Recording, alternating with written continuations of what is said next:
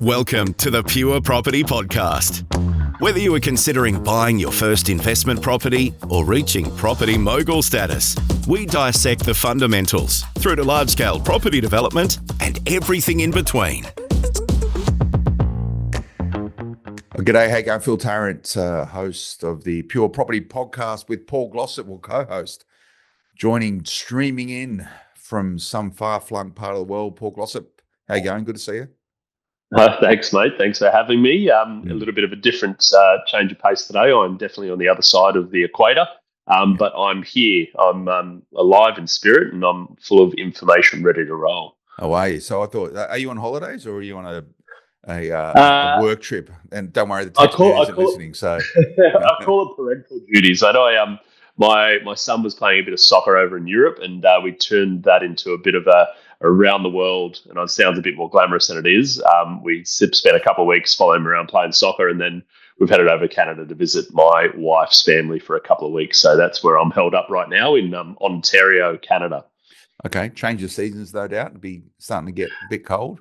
Well, that's what we were waiting for, and my wife's completely out of the right kind of clothing. She packed for and growing up here, she thought she knew the seasons, but she was wrong. It was 30 degrees today, so she's got nothing but long pants and sweaters, and she needs to go and find some shorts because it's going to be about 25 degrees for the next couple of weeks by the looks of it. Now, it'd be remiss of me because you sent me an update video, and I know how much you like to talk about your book, The Surfer's Guide to Property Investing.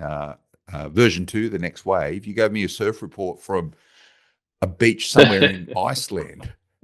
I did. Diamond Beach it was, to be specific. For those who know Iceland well, you'd know it because it's a little bit of a tourist hub, but it's just on the edge of a massive, for a fun fact, it was, and I'm not going to try to pronounce the name of the actual glacier, but we were touring a glacier, and it was a really amazing place, actually. You've got a glacier that essentially is eroding and cracking. It's the end of summer there, so you usually get some big ice carvings, which is that they're called. So you get these 20, 30, 40-metre blocks of ice, which essentially go down the river and essentially meet the ocean, and then the ocean takes them, swallows them up, but then the swell pushes them back in, and they land on the beach in the form of an iceberg beached. I was at Diamond Beach, which is about 5 hours from Reykjavik. Pretty cool place, actually, if anyone's got any time to get out there. Pretty unique, black sand. You got icebergs on the beach, icebergs in the ocean.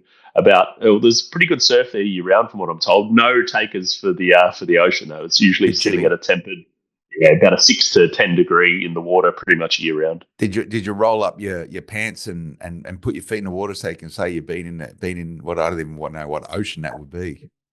Yeah, I didn't actually check. I don't know if it's the Atlantic there, but I actually don't know myself either. But I did. I definitely did, and I ruined a few good pairs of shoes doing it as well. That black sand, it doesn't come out of the linen, unfortunately. I'm sure there's plenty of linen. And what's your metaphor then for property investing, surfing in Iceland? Do you have one?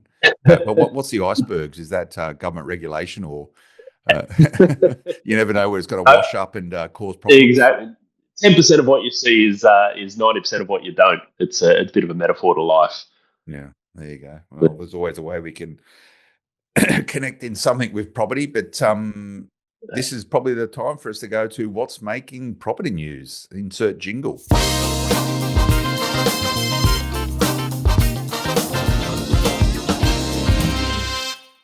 As we all know, through the federal election that was a few months ago, there's a lot of telegraphing around supporting first-time buyers and getting more first-time buyers in the market. Now, this is obviously a podcast for property investors, but you might be a first-time buyer who is a property investor, and there's some grants and stimulus around it. But the government then telegraphed the first home guarantee scheme. They were going to accelerate it and expand it.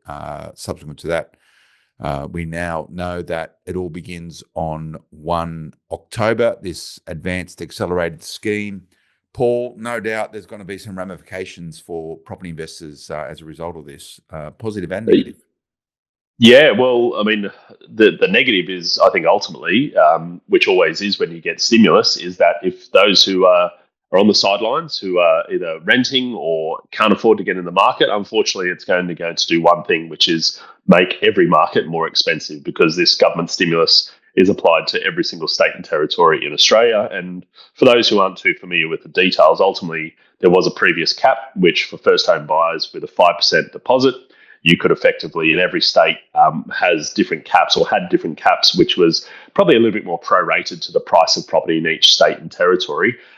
That cap is going to be actually lifted quite dramatically in every state and territory. Now, Phil, you have a list of sort of where those caps were and where they're going to, but to give everyone a general sense, as an average, the first home buyers cap or grant essentially capped out at about 30% of all properties was accessible under the previous cap. That's going to exceed 60% as of the 1st of October. So essentially it's going to double the ability for people to access different properties as long as they got that 5% deposit.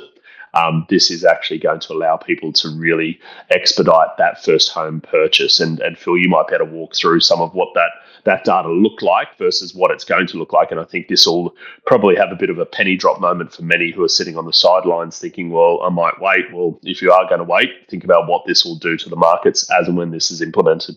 Yeah.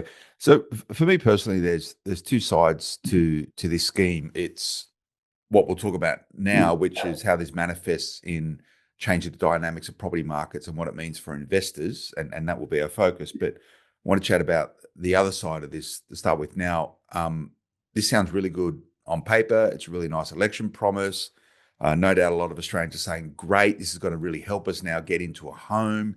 We only need to save 5% rather than 20% traditionally, which is what lenders want. We don't have to pay LMI anymore. All sounds really, really good. If you have younger kids or you're talking to people around this, what you don't hear a lot about in the media is that people think, oh, wow, I only need to save 5%. But it means you're going to have a 95% mortgage against anything that you buy. So, be careful what you wish for here, because if you think, wow, I can now get a bigger house in a different location and I can still access 95% of it, that means your loan is going to be considerably higher. And if you haven't gone through the discipline of saving money and showing how you can do it, I'll tell you what, when you actually start having to pay those mortgage repayments at 95% of the purchase price every month, you can't just go, oh, I can't handle this more. Can I have a break, please? Or, hey, look, it's not really what I wanted. There's got to be a lot of people, Paul, I believe, who are going to dial into this scheme. They're probably going to estimate their ability and the realities of paying off their mortgages, and people are going to find themselves going, I wish I didn't do this. That's my baseline view. Now, I'm not saying everyone.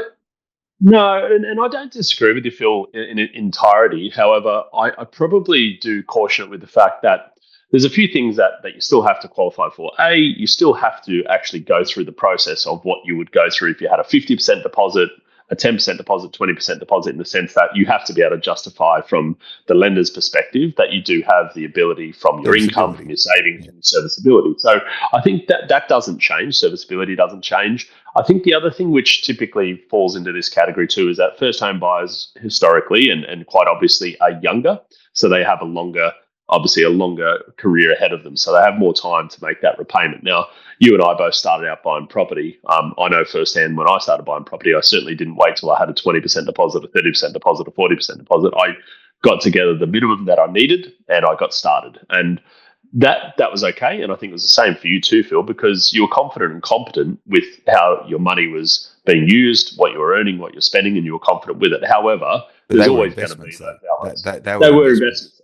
And I think this is probably where the point comes, is that this isn't going to be an investment. This is first home buyer. This isn't first investment property buyer investment scheme. So the reality is that you're right, is that there's not going to be a tenant. There's not going to be a second person or a third or a fourth person who's going to be able to contribute to this. So there is going to be those people who may not have thought, well, I'm going to have to tighten my belt once this hits. They might sort of jump into it with essentially all the gusto and all the right intent, but maybe not the correct planning ahead. So I do caution it. And where I think probably the biggest risk is here is that if you've got, let's say, a 23, 25, 28-year-old who might be a new graduate or starting their career in whatever they're doing, and they might have the bank of mum and dad who's going to say, hey, you don't have anywhere near enough savings, let alone 5%. You might only have the equivalent of 1 or 2%, but hey, I'll spot you the 5%. and get you in the door because you've got income to make that serviceability, but they don't have the habits. And this is where I think the risk is that because there is this enormous bank of mum and dad war chest that sits out there in Australia, and there is a capacity for people to go to the bank and say, hey, mum and dad are happy to give me X amount. So let's call it, say, 50 grand for a $1 million property in that example for that 5%. I'm earning $100,000 a year on myself and my girlfriend, or myself and my boyfriend, or myself and my husband, my wife, whatever it looks like. We earn 150 grand combined. We can service a debt of $950,000 or whatever it might be. They're the ones who I think are the biggest risk because they haven't gone through all of those steps. They might go straight out of home, not really understanding what it takes to actually run a household, all the costs, the bills, the things that come up and unprompted. They're probably where the bigger risks are. I think if you live by yourself and you've sort of run your own ship or sailed your own ship for the sake of, say, 3 to 5 years, you probably have a little bit better habits and you've managed to get that 5% deposit yourself. That's where I see probably a risk personally. Yeah, and that's well considered. You need the discipline and have the maturity to actually understand what you're taking on by doing this. What I would also say is that just because the caps have increased, that doesn't mean you need to be buying at the top of that cap. It's okay to be buying, and you're talking about some younger Australians, maybe in their 20s. Like, it's okay just to buy as your first home a 2-bedroom unit somewhere in the suburbs, right? And that can be your first, like, just put it into perspective. You don't need to go and buy that 5-bedroom forever home as your first purchase. But again, a lot of the framing around this is you never see pictures of people going into a two-bedroom unit on Canterbury Road in Belmore, right? It's always a picture of some master homes built suburb in house in the suburbs where there's 2 cars in the driveway, there's an ice cream, there's double stories, like, and the dog, and, so take control and make your decisions based on what is real and what is affordable. And if you go into that in a conservative mindset, absolutely, I think it's a great it's a great incentive to get people started. But that said, first home buyers now, it's not like 21-year-olds buying a house in the suburbs. It's late 30s now is what a lot of first home buyers are. So again, put it in perspective. But so that's one side of it. So make sure you know what you're doing if you're subscribing to this or you're supporting your kids out with this. But what I want to talk to you about is, what is this actually going to mean for the markets? Now, you've said that under the old regime with the caps, only 30% of all properties in Australia were applicable. Now it's about 60%. And just to dial down a little bit further on those stats, from what I understand, 90% of all units in Australia now will fall within these brackets, because there's not a cap for units, there's not a cap for houses, just a cap per state. First home buyer. 90% of all units now in Australia would largely fall into this scheme, and I think it's about 50-ish% of all houses. So half of all houses now in Australia will fall into this scheme. So you're going to have a lot more people operating in those markets. There's going to be a lot more competition. So if you're in those markets and you're a property investor, great.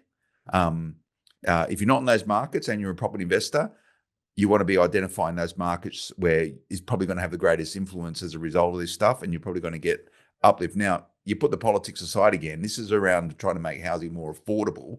You speak to the economists, and they're saying, well, it's just going to push up housing prices, and the modelling that the government has handed down from their boffin says, there's only going to be a decimal point fraction of changes. You speak to some economists, they're going, no, man, it's a lot more than that, right? So we're going to have to see that play out. It's you're right, and I think it's probably worthwhile at this point also talking about how many loan applicants actually make up the first home buyers in general. And typically, I think it oscillates anywhere between sort of 10, 12%. And when it maxes out, it's anywhere between 18 and 20%. So, call it 14, 15, 16% of all first home purchases on average are made by first home buyers. So it's not a huge cohort of all purchases that are made.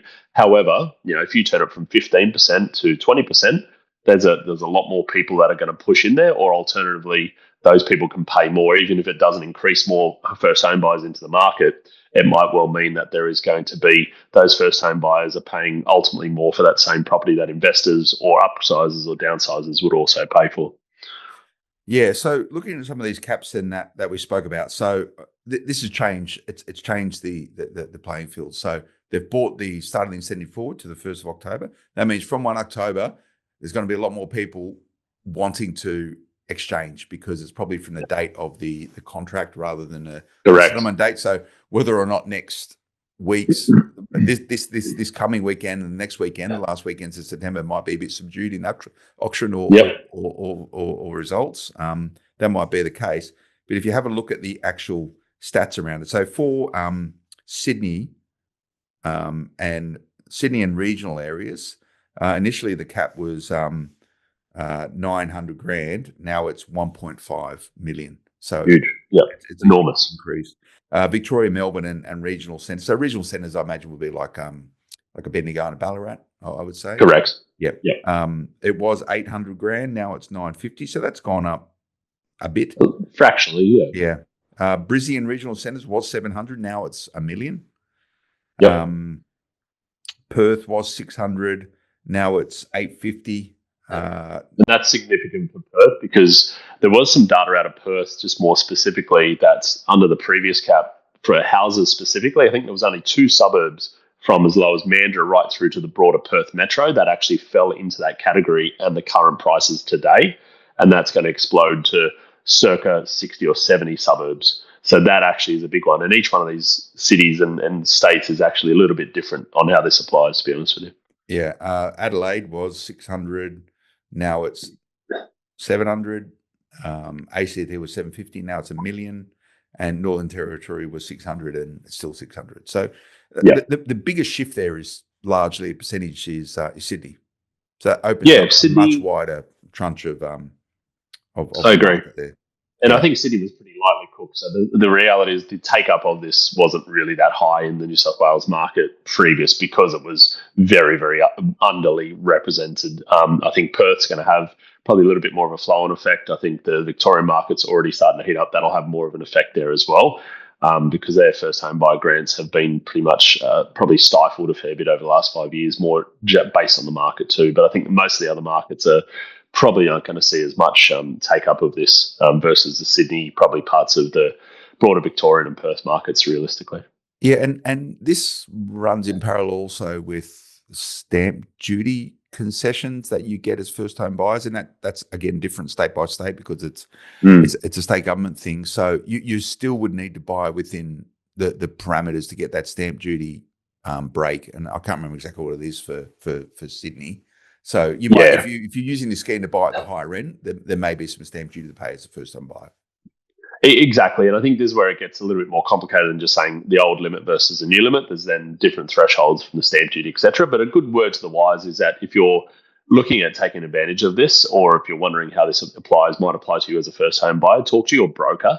They will be able to bring up some of this data as well and run through some of these different schemes with you, depending on where you're buying and what you're thinking about buying. They'll be able to run through these numbers and see what's applicable for you. So what does it mean if you're a property investor? What would you be doing as a result of this? Anything different? Look, I think as it has, and I think what will continue to do so, the reality is first-home buyers are still going to be limited, not necessarily on deposits based on this first-home buyer scheme, but based on their serviceability. So all of a sudden, because they can spend in some cases $300,000, $400,000, $500,000 more than what they could previously, it doesn't mean they have borrowing capacity. In a lot of cases, that's much more. So where it's going to affect is those little incremental markets. So those markets that have gone from $500,000, $600,000 to $700,000, $800,000, it might push a lot more people into this very niche little cohort of properties there. And I'm talking more specifically into, not necessarily the $300,000, $400,000 1 or 2 bedroom apartments, but probably more those 3 or 4 bedroom houses that are on the fringes of the suburbs or in those regional centres that are still an earshot to the major capital cities. And I'm not saying that all of a sudden you'll see this big jump at the top end, because if you see these $600,000, $700,000, $800,000 properties start to get more attention, it obviously then pushes more people into those areas, and then they keep looking for value. So it kind of affects everything from the cap down.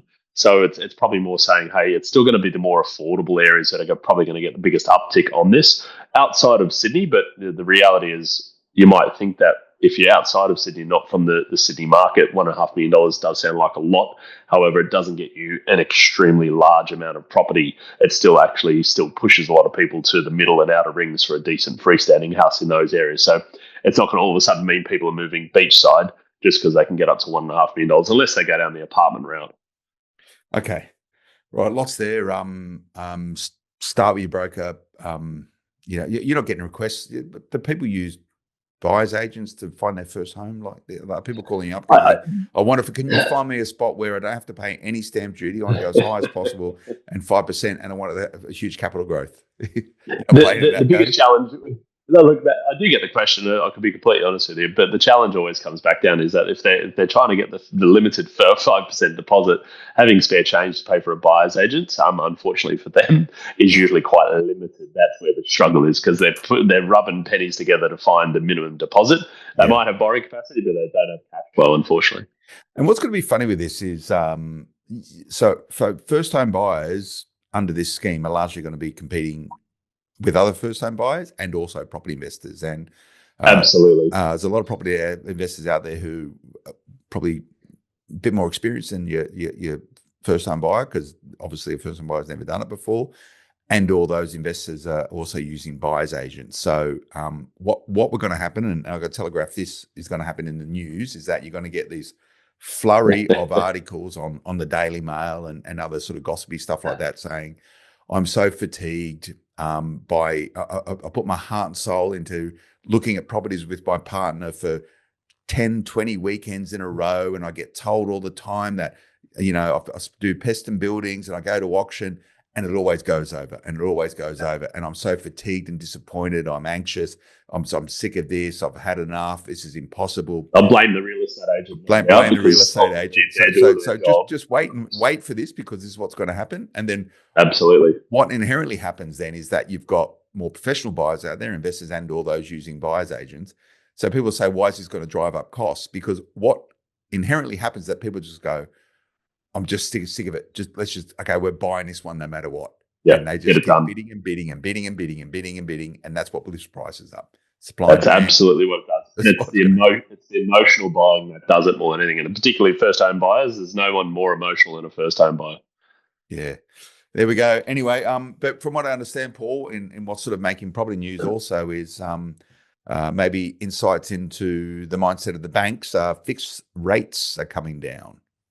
Yeah, well, there's been a couple of majors. CBA have only just announced for new customers that they announced a 4.95% P&I fixed loan for sub 70% LVR. So that's a very particular cohort. But I guess what I'm getting at here is there's another major that's in that 4.85 similar sub 70% LVR P&I for new customers as well. Now, we haven't seen rates for owner-occs or investors or anyone ultimately for the last probably 2.5, 3 years with a 4 in front of it. Now, I'm not suggesting that there's going to be 3 or 4 rate cuts and bringing us down into that high 4s, mid 4s anytime soon for investors in that investment interest only full offset account, all the bells and whistles type of facility. However, they're moving before this proposed potential November rate cut that's been bandied around. Now, whether it happens or not, whether there's 2 more cuts, 3 more cuts, or no cuts, some of the banks are starting to posture before that happens to try and get their hands on those new customers with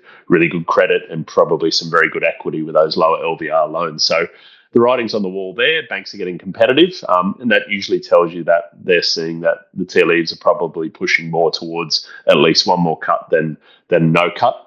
But time will tell, but they are posturing and moving already. Yeah. So again, you probably want to speak to your mortgage broker. Those headline rates may sound attractive, obviously, and a lot sharper than current variable rates.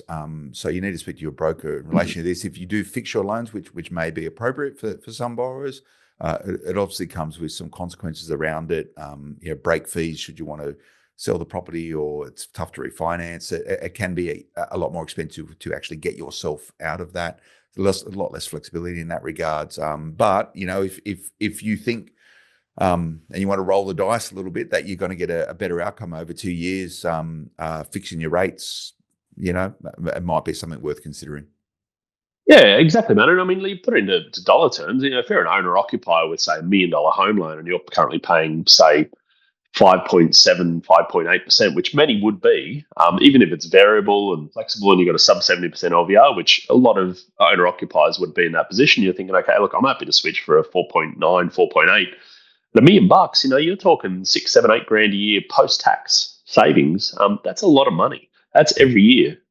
So if you start to calculate it, and if you, as you said, Phil, I think if you're starting to fall into that category where you might not be fixed, you've got the ability to be flexible, you've got no break fee costs, etc. You're like, you know what, I'm happy to jump ship to save myself 5, 6, 7, 8 grand a year. There's certainly some big money on the table to do so, and a good broker should be able to walk you through, because it's certainly not just one bank. There's a few banks out there offering it, and there's also potentially opportunity to renegotiate with your existing bank to let them know that you're getting offered this from other banks. So sometimes they'll come to the table as well. Yeah, nice one. Okay, and just to conclude our chat today, I'm happy to report that I've decided to put my money where my mouth is from the Fast 50 report, which we obviously do in conjunction with the team over at Pure Property, and I've reluctantly decided to actually use you guys to find me a property. Come to the dark side. Yeah, I'm not too happy about it, but anyway, this is going to be a good road test, people, to see how how happy I am with the services provided by Pure Property. And I will preface this is that I've used a lot of I've used numerous buyers agents over the years, so I've got plenty to benchmark, and good ones too, may I add. Very good ones. They're some of the better operators in the country for sure. Yep. So you guys are up against it, and I've put it to you and your team that I want rapid capital growth, and I don't want any headaches. Pretty much my brief, right? Yeah, so we've pivoted and we're going into short selling on IPOs on the NASDAQ instead. really fast capital growth and no headaches. And I don't want to, and I don't want to be covering a big negative cash flow on it. So I think the mandate you've given us for the listeners, look, it's not an unrealistic mandate. You've got an SMSF that you've set up, and you're looking to buy something that you want to park into something that you can hopefully forget about relatively quickly, and it should do its job consistently over the next probably say 5 to 8 years on a medium-term basis. I think from a budget standpoint, we're working within sort of that circa 5 to 750, and ultimately, obviously, it doesn't open up every channel, but it opens up enough for us to say, okay, we're going to target a freestanding established house, ideally relatively modern, and we're looking for something that's going to be enough of an earshot to major capital cities, employment nodes, all the rail, transport, education, healthcare, etc. So our mandate's not highly complicated. I don't think it's unrealistic, and we've sort of got a few target opportunities that we're looking at for you right now. And I think it's a good test case, and not only for us to get the outcome for you, because it's certainly what we do on a day in day out basis, but it's also, for the listeners, you'll probably give them a bit of a front seat approach to saying, here's what goes into actually buying in your SMSF, what the dough you need to buy that is, what the process is, the people you need to speak to, the ducks in a row that actually have to happen, because it's not just, hey, great, I'll buy it. Where do I sign? There's a little bit more into it than that. Yeah, there certainly is, and the brief is around the Fast 50. So it's got to be a Victoria-based purchase. That's where I see value. Obviously, the Fast 50 report, and if you go back and tune into a whole bunch of those podcasts we did on the Property Investment Podcast Network, Smart Property Investment, you can tune into them. That was a target location, and in the Fast 50, there was sort of 3 core markets identified. The suburbs within these sort of regional areas. It was obviously Melbourne itself. It was around that Geelong area, and also Ballarat by memory. Yep. So the team's already put a couple of things in front of me in and around Ballarat, particularly Alfredton, I think, by memory. Yep, that was one of them. Yep. Yeah, and they weren't right. I think I've looked at something in Frankston, which was in the Fast 50. Yep. And it wasn't right. So I'm not going to say exactly where we are looking right now, but it is in the Geelong area, and that's a little bit further advanced. So I'll be updating as we go down this process in this pathway. But again, it's finding the location and buying is just one part of securing properties. Obviously, the management of it and the entity in which you buy it in. So this is going to go into a self-managed super fund that I have. And again, there's a whole bunch of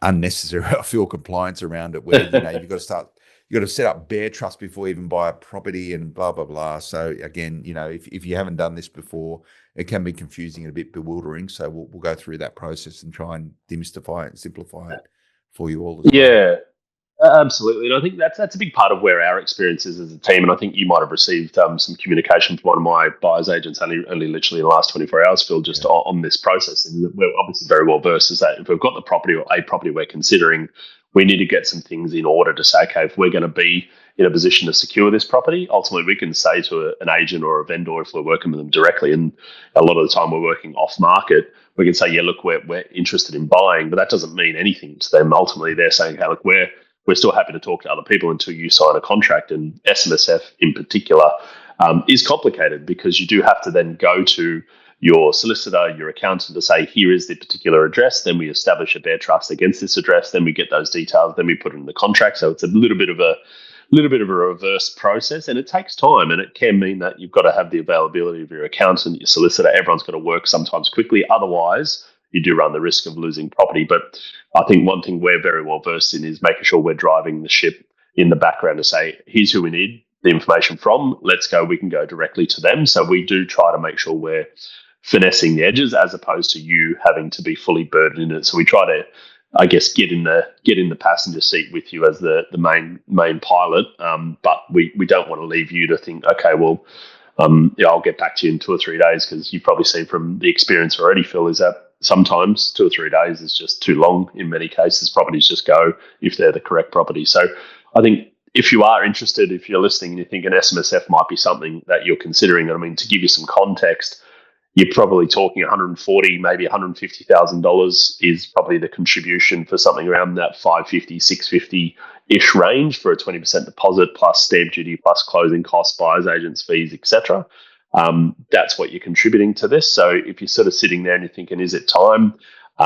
That's when you'd start to probably think, okay, it might be early stages for those discussions. We're happy to more guide you to say, here's the correct people to speak to start thinking out, is SMSF correct for you?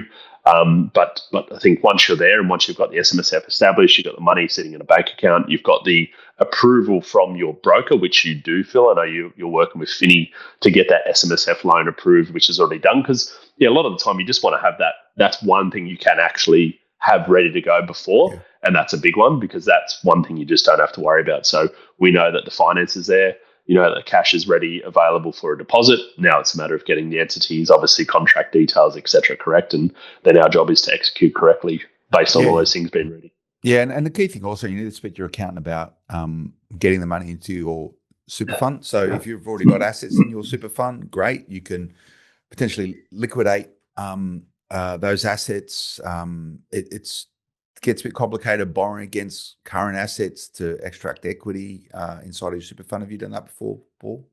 No, I haven't, mate. I've heard, I mean, not that I've heard, I know you can do it, but I think the complication of that is for me, I always like to be liquid, have the cash available. And that might mean that if you're sitting there as someone who's thinking that I've got a super fund, or let's say I established an SMSF and I've got some money in shares, you might stay diversified. I know personally speaking, I do have diversification in ETFs and individual stocks and shares, also have different types of property sitting in my SMSF.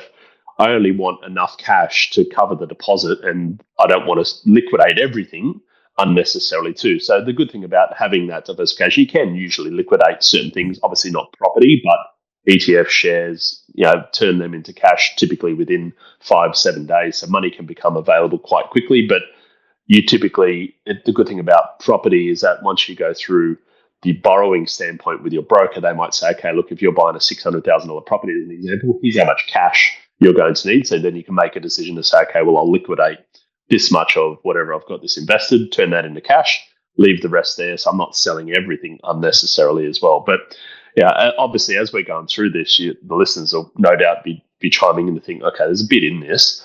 It's not overly complicated, but if you're doing it for the first time, your accountant will be able to guide you through this process quite comfortably, typically, I would say.